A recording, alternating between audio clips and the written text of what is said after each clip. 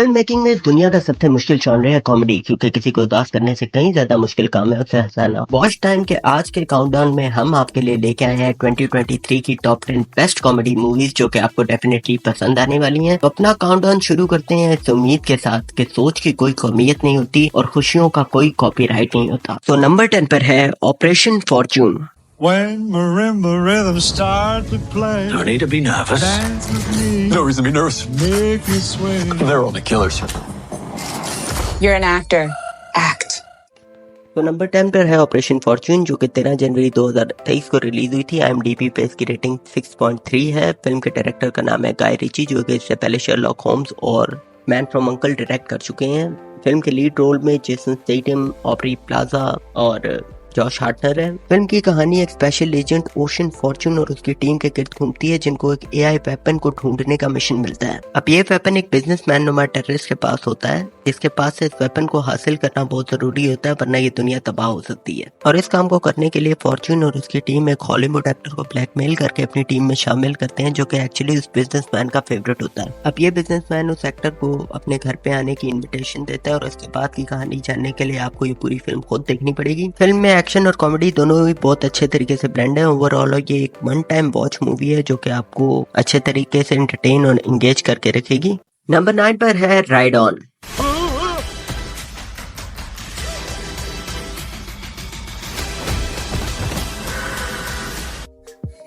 Okay तो number 9 पे है राइड ऑन जो कि 7 अप्रैल 2023 को रिलीज हुई थी। एक ड्रामा कॉमेडी जॉनर की फिल्म है। फिल्म की कास्ट के अंदर जैकी चैन, ली हैकम और एक घोड़ा है। आई एम सॉरी मुझे घोड़े का नाम असली नाम नहीं पता वरना मैं जरूर मेंशन कर देता।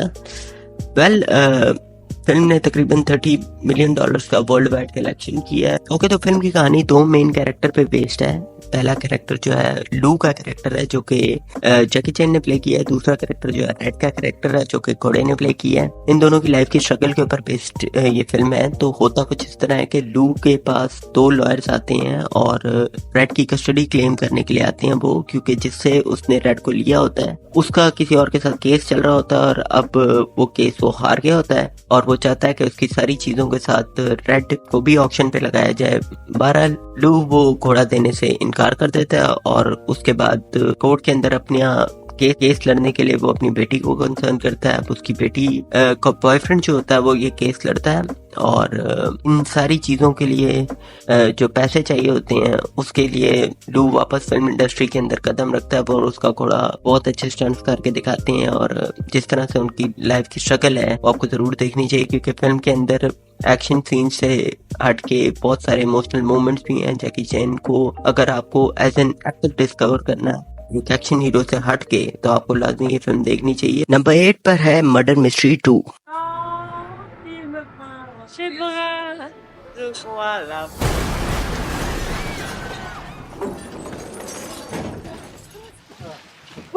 Bonjour.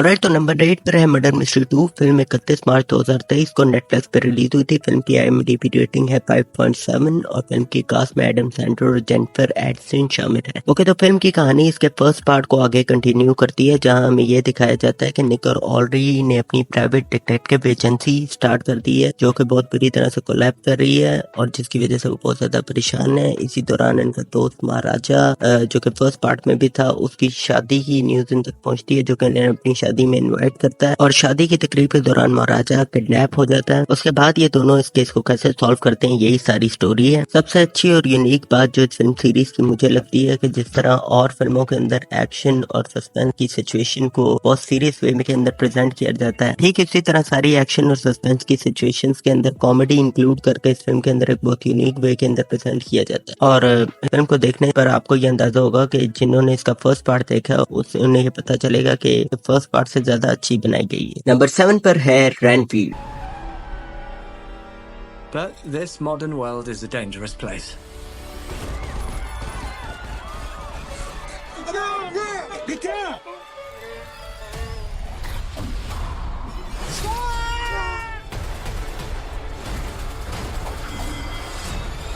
ऑलराइट गाइस, तो रैनफील्ड एक हॉरर कॉमेडी जॉनर की फिल्म है जो कि 14 अप्रैल 2023 को रिलीज हुई थी। IMDb पे इसकी रेटिंग 6.4 है और इस फिल्म की लीड कास्ट में निकोलस केज और निकोलस होल्ट शामिल हैं।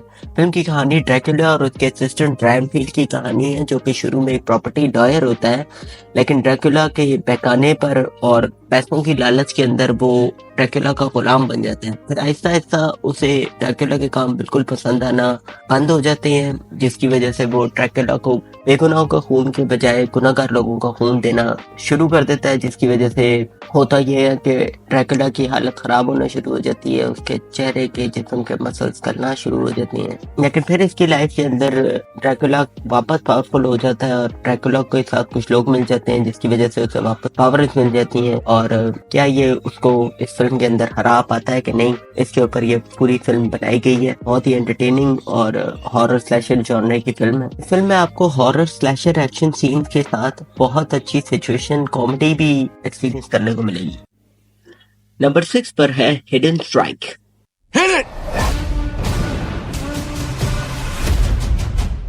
ओके, तो नंबर 6 पर है हिडन स्ट्राइक, जो कि 6 जुलाई 2023 को रिलीज हुई थी। फिल्म की कहानी 2 एक्स मिलिट्री सोल्जर्स के ऊपर बेस्ड है। तो कहानी ये है कि बगदाद की एक ऑयल फील्ड की कंपनी जो होती है वो लू फैंग को और उसकी टीम को हायर करती है, क्योंकि उनके वर्कर्स के ऊपर अटैक्स हो रहे होते हैं और इनका काम वर्कर्स को ग्रीन जोन तक एक्सट्रैक्ट करके लेके जाना होता है। और दूसरी तरफ क्रिस और उसकी टीम को जॉब मिलती है कि उन्हें उसी ऑयल फील्ड के वर्कर्स को हॉस्टेज बनाना, इसके बदले में उसके गाँव के लोगों को पानी की सप्लाई दी जाएगी। जब वो ऑयल फील्ड के हेड को किडनैप कर लेते हैं तो क्रिस को पता चलता है कि वो गलत लोगों के साथ काम कर रहा है और वो उसके भाई को भी मार देते हैं। उसके बाद वो लू के साथ मिलकर अपनी की गलती को ठीक करने की कोशिश करता है और फिल्म के अंदर बहुत सारे अच्छे एक्शन सीन हैं। जैकी चैन और जॉन सीना ने बेस्ट दी है फिल्म के अंदर। नंबर 5 पर है no hard feelings. Oh my god, did you fuck him? जी हाँ, इस फिल्म के नाम की तरह इस फिल्म के हीरो को भी हार्ड होने की कोई फीलिंग नहीं आती। कहानी ये है कि एक लड़की है जिसका नाम है मैडी। वो 3 मंथ तक अपनी गाड़ी की इंस्टॉलमेंट्स जमा नहीं कर पा पाती है, जिसकी वजह से बैंक उसकी गाड़ी वापस क्लेम कर लेती है। अब इसकी दोस्त इंटरनेट के ऊपर एक ऐड देखती है जिसपे एक कपल अपनी एक पुरानी गाड़ी दे रहा होता है। वहां पहुंचकर वो उस कपल से बात करती है और वो उससे बताते हैं कि गाड़ी वो उसी लड़की को गिफ्ट करेंगे जो कि उनके बेटे को डेट करेगी। अब मैडी क्योंकि एक ऊबर ड्राइवर होती है और उसे गाड़ी चाहिए होती है अपने घर की इंस्टॉलमेंट्स के लिए, इसलिए वो अपना पूरा जोर लगाकर उस लड़के को डेट करने की कोशिश करती है। इस सिचुएशन में बहुत सारी कॉमेडी क्रिएट होती है और लड़का इस दुनिया से बिल्कुल डिफरेंट किस्म का होता है। उसे इस लड़की में कोई इंटरेस्ट ही नहीं होता, क्योंकि वो एक ऐसी लड़की को देख रहा होता है जो कि उसके साथ सीरियस रिलेशनशिप के अंदर आ सके। बाकी इस फिल्म के अंदर बहुत सारी कॉमेडी के साथ साथ कुछ बोल्ड सीन्स भी हैं, इसलिए मेरी एडवाइस यही है कि ये पूरी फैमिली देख सकती है, लेकिन अलग-अलग बैठ के। नंबर 4 पर है ghosted. Who the hell are you?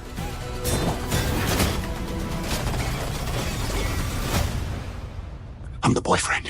एक लड़का एक लड़की दोनों मिलते हैं, दोनों में प्यार होता है, दोनों एक दूसरे के साथ टाइम स्पेंड करते हैं और फिर लड़की लड़के को छोड़ के चली जाती है। लेकिन डोंट वरी, लड़का कभी उसे नहीं बनता। लड़की के पर्स में लड़के का इनहेलर रह जाता है और लड़का उसे ट्रैक करते करते लंदन पहुंच जाता है। लंदन पहुंचते ही लड़का किडनैप हो जाता है। जब वो लड़की उस लड़के को रेस्क्यू करने के लिए आती है तो उस लड़के को पता चलता है कि वो तो एक CIA एजेंट है। और इस सिचुएशन में है ढेर सारा एक्शन, कॉमेडी, थ्रिल और सस्पेंस, रोमांस। ये कहानी है गोस्टेड की। ये फिल्म एप्पल टीवी पे अवेलेबल है। फिल्म 21 अप्रैल 2023 को एप्पल टीवी पर रिलीज हुई थी। IMDb पे इसकी रेटिंग है 5.8। 156 मिनट्स के वॉच टाइम के साथ ये आपको जरूर एंटरटेन करेगी। नंबर 3 पे है guardians of the Galaxy volume 3। We'll all fly away together. One last time. Into the forever. That beautiful sky.